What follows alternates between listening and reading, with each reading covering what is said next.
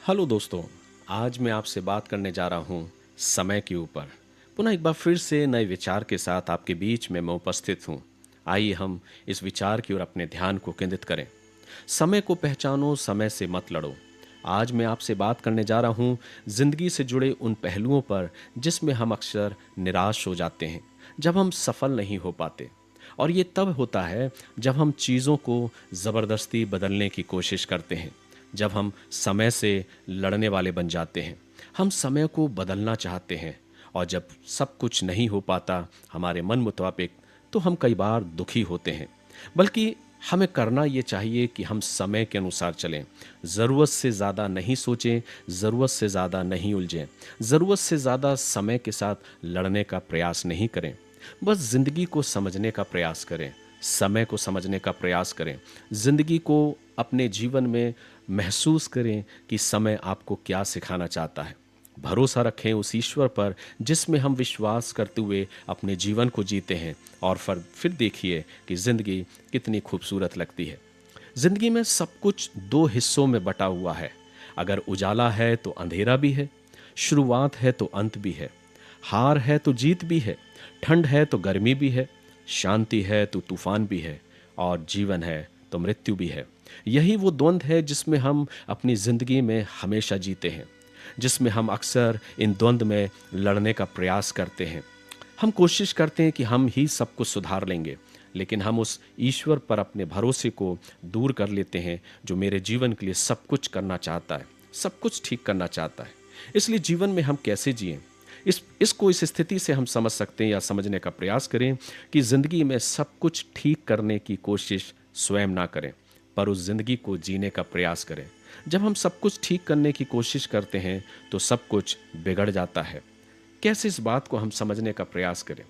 प्रयास करिए, कोशिश करिए और विचार करिए कि अगर एक इंसान अपने जीवन में जिसको तैरना नहीं आता, और अगर वो किसी नदी में डूब जाता है, और अगर वो अपने आप को बचाने का प्रयास करता है, तो वो नदी के विरोध में अपने उस काम को करता है जो उसे नहीं करना चाहिए।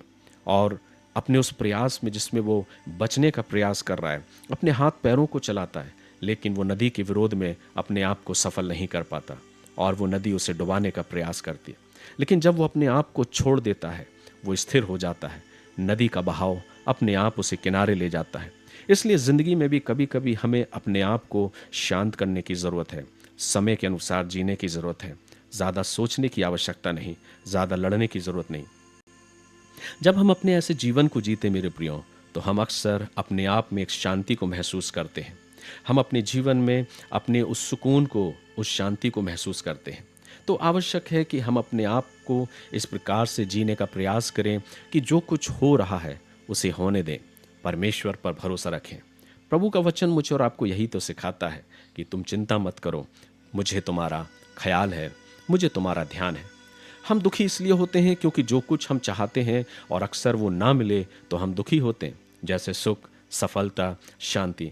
जैसे ही जिंदगी हमें कोई कठिन मोड़ पर ले जाती है, हम परेशान हो जाते हैं, हम टूट जाते हैं, हम बिखर जाते हैं। फिर सवाल करते हैं कि मेरे साथ ही ऐसा क्यों हो रहा है।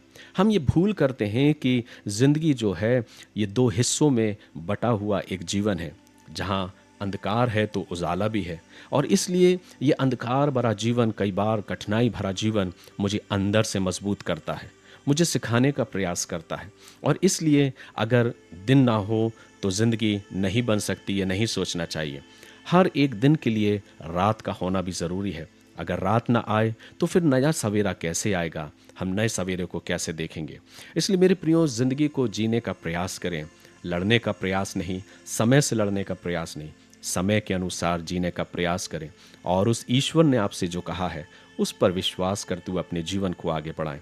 जैसे कि हर रात एक नया सवेरा लेकर आती है, ठीक वैसे ही मेरे और आपके जीवन में भी हर एक कठिन परिस्थिति एक नई उम्मीद को लेकर आती है। इसलिए समय से लड़ो मत, जैसा चल रहा है होने दो। बस समय के साथ बहना सीखो, स्वीकार करना सीखो, सीख लो कि वो परमेश्वर ने, उस ईश्वर ने आपसे क्या कहा है। आशा करता हूँ कि आज का विचार आपको ज़रूर आशीष और उम्मीद प्रदान किया होगा। ईश्वर पिता आप सभी को आशीष दे।